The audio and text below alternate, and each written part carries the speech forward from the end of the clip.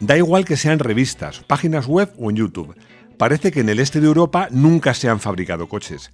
Y cuando se habla de ellos, se les tilda de anticuados y de baja calidad. Pues no te creas todo lo que has oído. Bienvenidos a Garaje Hermético. Enciérrate con nosotros.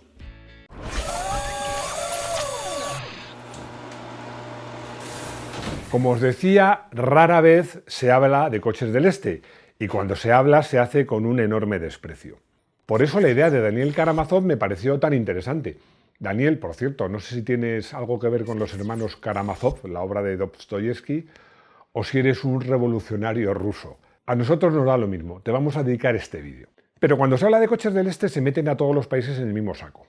Y os aseguro que no es lo mismo, porque por ejemplo la República Checa tiene una tradición automovilística increíble. También Polonia o Rumanía tienen una mano de obra muy cualificada, que por eso se da el fenómeno actual de la deslocalización. Y en cuanto a Rusia, mucha gente piensa en Rusia como, bueno, la extinta Unión Soviética, ahora Rusia, como un país atrasado tecnológicamente, y se les olvida que en la carrera espacial iban ganando hasta que consiguió Estados Unidos poner un hombre en la Luna, y que el Tupolev, y no el Concorde, fue el primer avión de pasajeros que consiguió volar a Mach 1 y a Mach 2, como sabéis, la velocidad del sonido. También es cierto que hay muchos que acusan al Tupolev de copiar al Concorde y muchos le llaman despectivamente el Concordinsky. Pero bueno, eso no me consta. He hablado de pasada y en esto quiero hacer un alto en el camino de la deslocalización porque algunos no sabréis qué es y es algo que a los españoles nos afecta mucho. ¿Por qué? Porque, como os decía, en Polonia y Rumanía, entre otros países del este, hay una mano de obra muy cualificada, muy buenos trabajadores y baratos. Hoy por hoy, más baratos que los españoles. Esto sucedió en su momento en España, por eso las fábricas vinieron a España, eran buenos trabajadores y baratos. Ahora, ¿qué pasa? Que muchas fábricas, muchas empresas, muchas industrias se están llevando sus fábricas a esos países del este. Así que, señores, hay que apretarse las clavijas porque los países del este, y en concreto Polonia, que es un país enorme, más grande que España, pues vienen pisando fuerte. Pero bueno, vamos a seguir con lo nuestro, que son los coches. En Europa del Este se fabricaron básicamente dos tipos de coches, algunos que eran con tecnología propia y otro que se llegaron a acuerdos para fabricar coches que en la Europa del Oeste ya eran un poco anticuados, pero que en la Europa del Este todavía podían funcionar bastante bien. Pero como os digo siempre, vamos a empezar por el principio. Y aprovechando que Rodrigo, que le tengo aquí detrás, tiene una máquina del tiempo, os invito a que nos traslademos al año 1954. ¿Y qué pasó en el año 1954? Porque Nikita Khrushchev, si mis idiomas no son muy buenos, ya el ruso, ahí naufrago del todo. Pero bueno, este señor pues decidió que había que fabricar de todo, y entre esas cosas que había que fabricar eran los coches. Recuerdo que en esa época no era Rusia, era la extinta URSS, Unión de Repúblicas Socialistas Soviéticas. Y Rusia mandaba no solo en Rusia, sino en todos los países satélites, que eran muchos. Así que el gobierno ruso decidió qué países podían hacer coches y qué países no podían hacer coches. Y decidieron que solo podían fabricar coches aquellos países que ya lo hacían antes de la Segunda Guerra Mundial. Con dos excepciones: Rumanía y Yugoslavia, porque ya sabéis que dentro de los países del este estos dos siempre hacían la guerra un poquito por su cuenta. Al final he hecho una lista, primero iba a hacer 5, pero es que 5 eran muy pocos, así con a riesgo de que este vídeo sea largo y de que Rodrigo se enfade conmigo, he elegido los 10 que más me gustan. El primer coche de esta selección es el Dacia 1300, un coche que se fabricó en Rumanía. Bueno, os tengo que decir una cosa. En este canal hay gente que sabe mucho de coches. Me gusta que haya comentarios y además que me corrijáis. Pero con los coches del este, ya sabéis que Rusia, ni antes ni ahora, se caracteriza por su transparencia. Tanto años de fabricación, como hasta cuándo se fabricaron, como número de unidades, como características técnicas, varían según los catálogos, según los años. Es un verdadero lío. Así que en esto ser un poquito flexibles. En el caso del Dacia, pues Dacia tenía una gama anticuadísima, coches muy antiguos, y decidió renovarla y llegó a un acuerdo con Renault. Y en el 69, es la fecha que dice Dacia, compraron esa tecnología, ese utillaje y empezaron a fabricar el coche.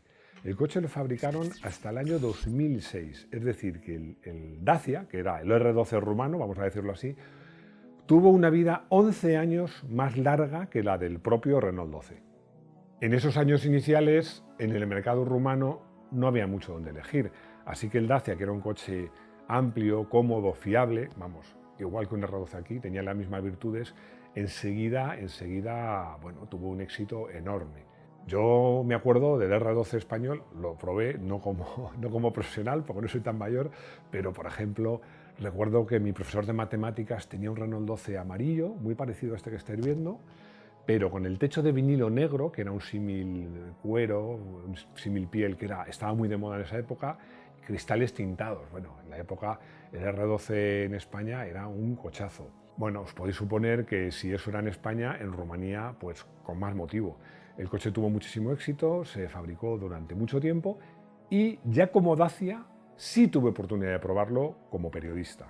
¿Por qué? Porque Dacia empezó a vender algunos coches. Yo probé ese coche, tenía la memoria del Renault 12 español, os digo que era un coche que estaba bien fabricado, pero, y esto no lo dice mi corazoncito, es que yo creo que era así, el R12 que se fabricaba en Valladolid estaba un poco mejor rematado que el Dacia. Pero bueno, lo cierto es que el Dacia era un buen coche, lo que pasa es que cuando llegó ya a los mercados del oeste era un coche ya muy anticuado. Os decía que cuando el Dacia llegó a los mercados del oeste, por ejemplo a España, ya era un coche anticuado, pero había gente que tenía un buen recuerdo del R12 y dijo, pues yo me voy a comprar un Dacia que es igual que el R12. Yo entiendo a esa gente, porque os voy a contar una pequeña anécdota que tiene que ver con mi padre. Mi padre no tuvo un Renault 12, tuvo un R6, que alguna vez ha salido por ahí, incluso hemos sacado una foto y a lo mejor la podéis ver en este vídeo. Bueno, ese coche murió porque no por culpa suya, en un accidente que no fue el culpable, le dieron siniestro total. Y le dijimos, papá, ¿qué coche quieres? Un Renault 6. Pero papá, es que ya no se fabrica, ya hay coches más modernos, mejores y tal. Un Renault 6. Bueno, como un niño pequeño, él quería un Renault 6 a toda costa, y gracias a mis amigos de Renault Arévalo, pues conseguí un R6 que estuviera bien. Bueno, pues había gente que a pesar de que el R12 ya estaba anticuado, les molaba tener un R12 y esos Dacia pues se vendieron relativamente bien. Este coche que veis lo podríamos definir básicamente en dos palabras, el Jeep ruso. Bueno, ya sé que en el año 53, que se empezó a fabricar, no era Rusia, era la Unión de las Repúblicas Socialistas Soviéticas, pero para entendernos, el Jeep ruso. Era un coche que tenía tracción total, por supuesto, con reductoras. Sobre todo este coche tenía una virtud, que era una verdadera roca. Seguro que muchos la habéis visto. ¿Por qué? Porque en la guerra de Afganistán, bueno, ha habido muchas, pero la que tuvo Rusia con ellos, sobre los años 70, se veían muchísimo estos coches. Estos coches, sobre todo, tuvieron un destino militar, pero también civil. Lo más alucinante es que este coche, insisto, se dejó de fabricar en el 72 y todavía se siguen viendo. Y no solo en Rusia, ahora ya Rusia, se siguen viendo en muchos países de Oriente e incluso en Sudamérica. Es un coche duro como una piedra y que cumplió su misión y, como os digo, la sigue cumpliendo. Sin duda estamos ante el coche de mayor éxito del este, sin duda. ¿Por qué? Porque el Lada Niva, ojo, Lada Niva, porque hay un Lada Riva, que no tiene nada que ver, es una berlina.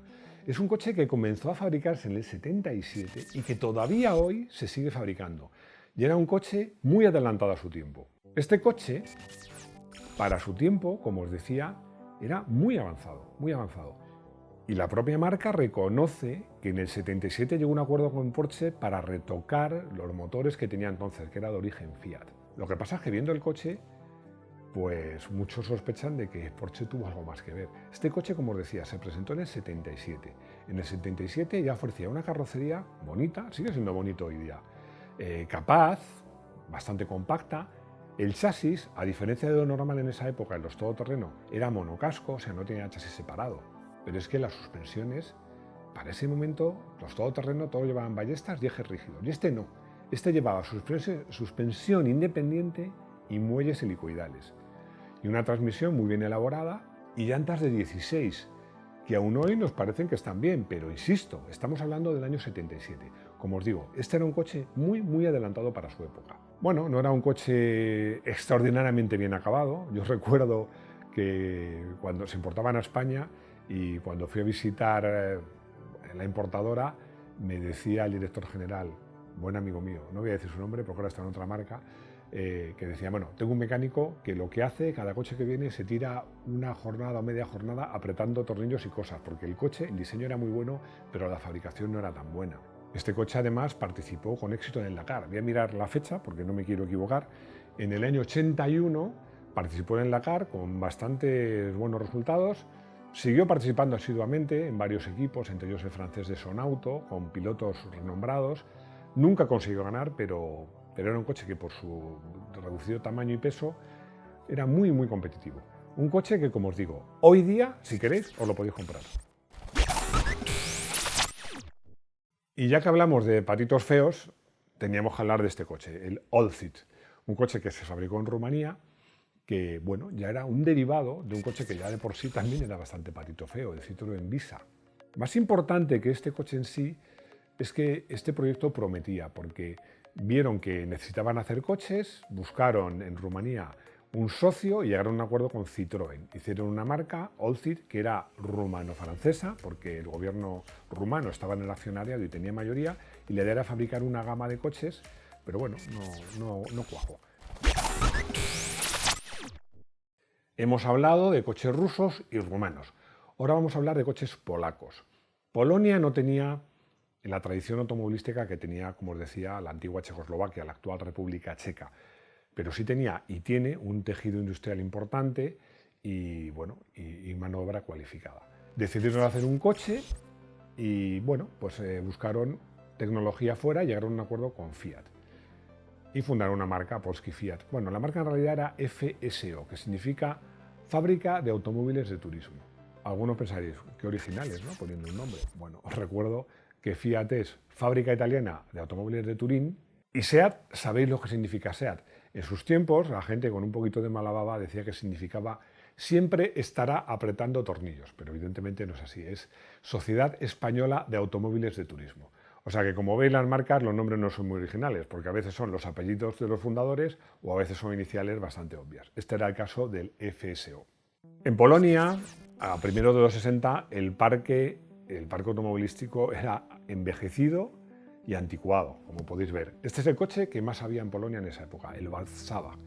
Y bueno, pues necesitaban un coche más moderno y por eso llegaron a un acuerdo con Fiat. Este coche estuvo fabricándose nada menos que hasta el año 91.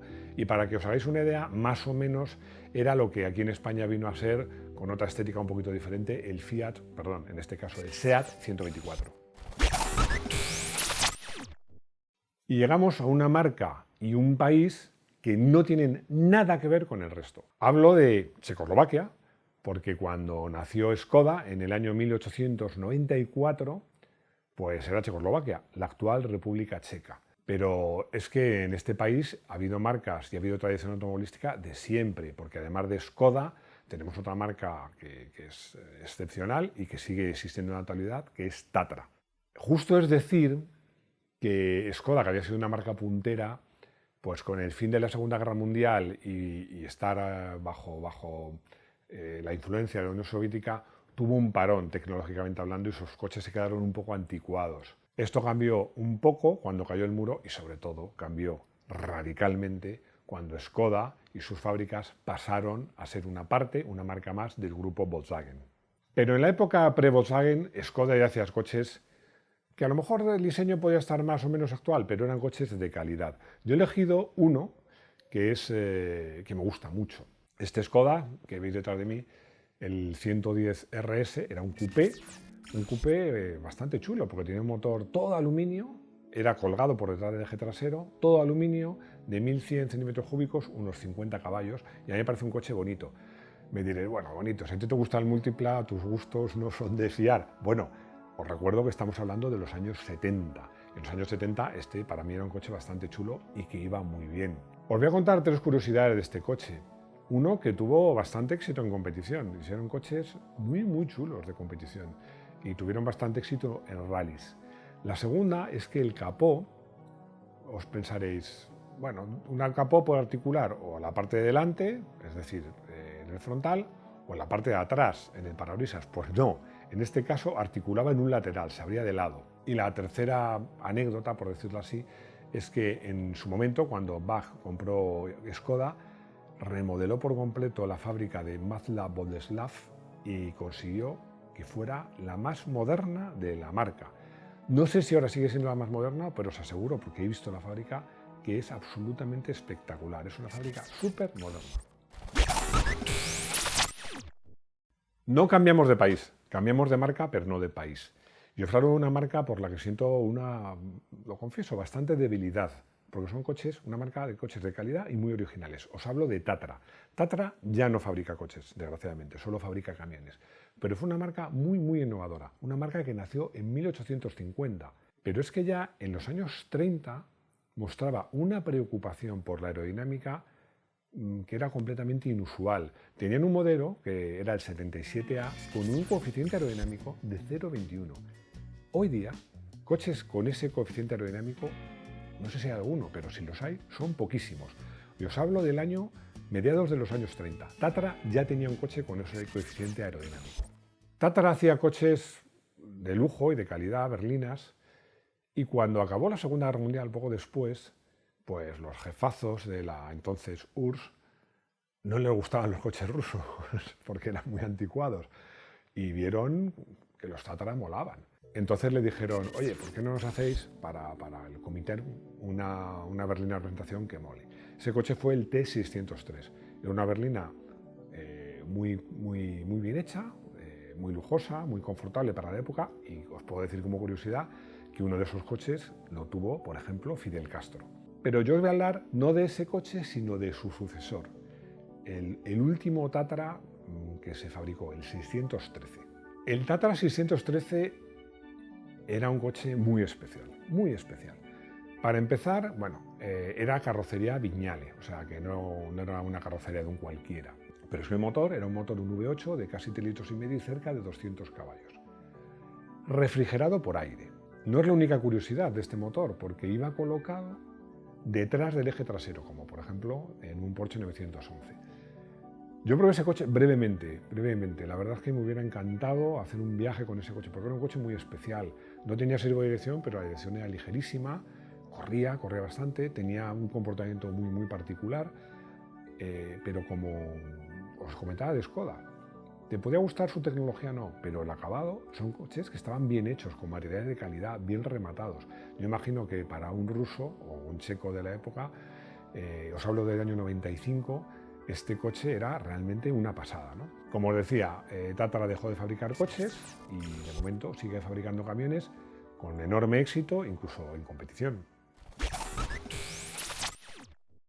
Seguimos recorriendo países donde Khrushchev dejaba fabricar coches, y uno de ellos era la República Democrática Alemana, que me hace gracia que se llamase democrática, que justamente es lo que no era. Los más listos, ya sabéis que os hablo del Trabant Tram, el 601, que ya hablamos de este coche en el vídeo de, si no recuerdo mal, de los coches más peligrosos. Bueno, era un coche de mínimos, bueno, lo que fue en Italia el 500 o en España el Fiat 600. Era el único coche al que podía aspirar un ciudadano de la extinta República Democrática Alemana. Eso sí, tenía que pedir el coche y esperar 10 añitos o más. Por eso, este coche costaba más usado que nuevo. ¿Por qué? Muy sencillo, porque si tú tenías el coche y lo vendías como usado, lo vendías y el que lo compraba al día siguiente ya lo tenía. Y en cambio, como os digo, uno nuevo había que esperar mucho tiempo. Cuando hablamos de este coche comentamos que las puertas eran de cartón, entre comillas. Bueno, he consultado muchas cosas, muchos libros, y hablan, incluso en Wikipedia, del Duroplast. Bueno, es una forma bonita de llamar a un material que lo era todo menos duro, os lo puedo asegurar. El Duroplast era una mezcla de resinas y pegamentos. Honestamente, cuando estuve allí me lo confesaron, con lo que pillaban.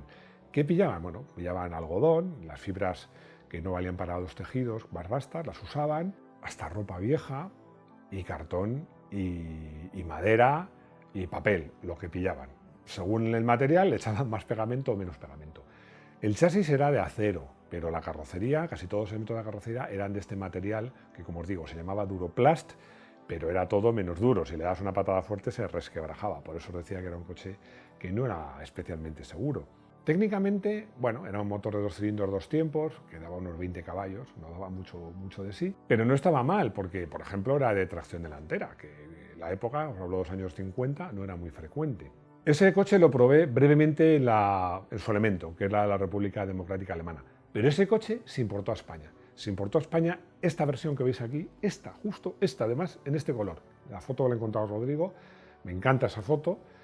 Probé ese coche porque se importaba a España y además con la vitola del coche descapotable más barato del mercado. Efectivamente así era. Como os decía, este coche, esta anécdota la conté, pero vale la pena repetirla porque era con motor de 2 tiempos y ya sabéis que el motor de 2 tiempos, ahora los hay con inyección de aceite, que ya hablaremos de eso en otro vídeo, pero entonces el aceite iba en la gasolina.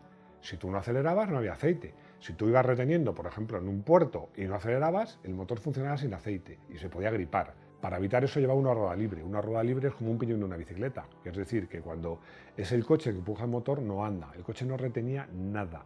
Pero es que además, bueno, ya podéis ver en la foto, no tenía puertas. Tenía una cadenita, como las atracciones de feria. Y la estabilidad dejaba mucho que desear. Bueno, efectivamente era el coche más barato descapotable del mercado. Y bueno, pues para tener en Ibiza, en la costa, usarlo poco y en plan playero, pues era una opción. Pero realmente era un coche que, como dijimos en su momento, tenía cierto peligro. Y ahora os voy a hablar del Yugo. A pesar, bueno, me confundí en un vídeo y no sé, dije que era checo o algo así. Bueno, el Yugo obviamente es de Yugoslavia, obviamente. Bueno, era un coche, un derivado de un Fiat que aparece siempre en la lista de los coches más peligrosos. Bueno, yo creo que no era para tanto, porque lo que sucede de este coche era también un coche de mínimos. Yo creo que el concepto este low cost, que ahora lo hay en muchos coches y hay muchas marcas low cost, yo creo que de alguna manera lo inventó Yugo con este coche, porque era un coche del este, fabricado en Yugoslavia, muy barato, que se vendía en Estados Unidos. Ya lo veis, este anuncio yo creo que es americano, por menos de $4.000. O sea, un regalo, pero claro, este coche en manos de un europeo, pues a lo mejor no es peligroso, pero un americano acostumbrado a un coche grande, automático, tal, bueno, pues no era el coche más idóneo para ellos. Pero es que además hubo un tío, que lo voy a leer, un tal Jackson Buff, que escribió un libro que se llama Auge y caída del peor coche de la historia. Bueno, os podéis imaginar que le daba una caña loca al coche y no le favoreció nada.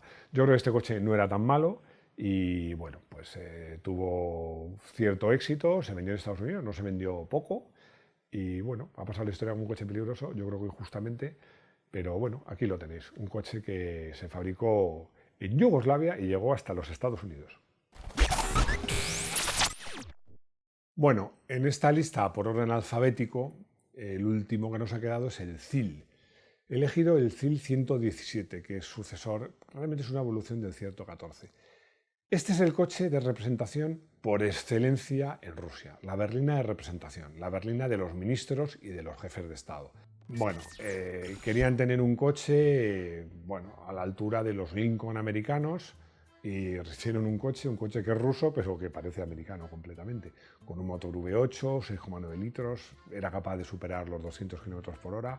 Bueno, en la época un cochazo. Tan cochazo que este coche apareció en una de las películas de James Bond, por supuesto era de los malos, concretamente en Casino Royale. Bueno, es el coche, como os decía, del presidente del Estado de la antigua Unión Soviética y siguió siendo así hasta Yeltsin. Yeltsin ya decidió cambiar el CIL por un Mercedes. Desde luego hay que ver. Seguro que alguno se enfadó. De todas maneras, Putin está pensando resucitar la marca y volver a hacer los CIL, porque a él sí le gustaría ir en un CIL. Y bueno, con este coche cerramos esta lista de coches del este, que para mí pues, son curiosos, interesantes, aportaron algo, valen la pena, o que por lo menos yo he podido probar y que me gustan un montón. Queremos que este canal sea muy participativo y por eso os proponemos una cosa. Para celebrar que llegamos a los 100.000 suscriptores, ayudarnos, mandándonos un vídeo para felicitarnos, pero no para felicitarme a mí o al equipo, no, para felicitar a todos los garajistas. Un vídeo cortito, por favor, mejor en horizontal y lo mandéis al correo que estáis viendo en pantalla. info@garajehermetico.com. Esperamos vuestros vídeos.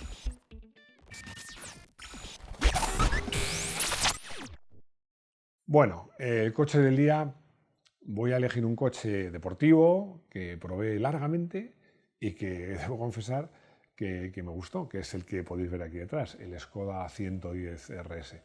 Es un coche que además, como os digo, lo tuve mucho tiempo. Me acuerdo que fui a ver precisamente a mis amigos de Arévalo, que les dije, voy a ir con un coupé deportivo de motor trasero. Y todos esperaban que llegara ahí con un Porsche y aparecí con el Skoda. Pero bueno, era un coche muy curioso. Además, yo insisto, ya era técnicamente desfasado, pero era un coche que percibía una calidad de fabricación por encima de lo normal, con su capó, que como os he contado abría raro, un motor muy bien hecho, todo aluminio, un coche muy ligero, muy agradable de conducir. Confieso que fue un coche que disfruté mucho y que no me importaría nada tener en ese virtual garaje hermético que ya tiene cerca de 70 coches, por cierto. Así que nada, ya sabéis, mi coche del día hoy, el Skoda 110 RS. Y como os digo siempre, ahora sí hemos llegado al final. Si os ha gustado el vídeo, por favor, nos dais un like. Nos hace mucha ilusión que nos deis un like, más todavía que os suscribáis. También nos encanta que nos hagáis comentarios, si me he equivocado en algo, si hay algún dato que no he dicho, si hay algún coche del este que me vais a decir, ¿cómo no has sacado este coche del este que mola un montón? Pues seguramente, porque he cogido solo 10. Y bueno, y ya sabéis, seguimos haciendo estos vídeos cuando España está en estado de alarma, pero seguimos aquí haciendo vídeos. Y como siempre os digo, en esta situación, por favor, cuidaros mucho y espero veros de nuevo en nuestro garaje hermético. ¡Hasta pronto!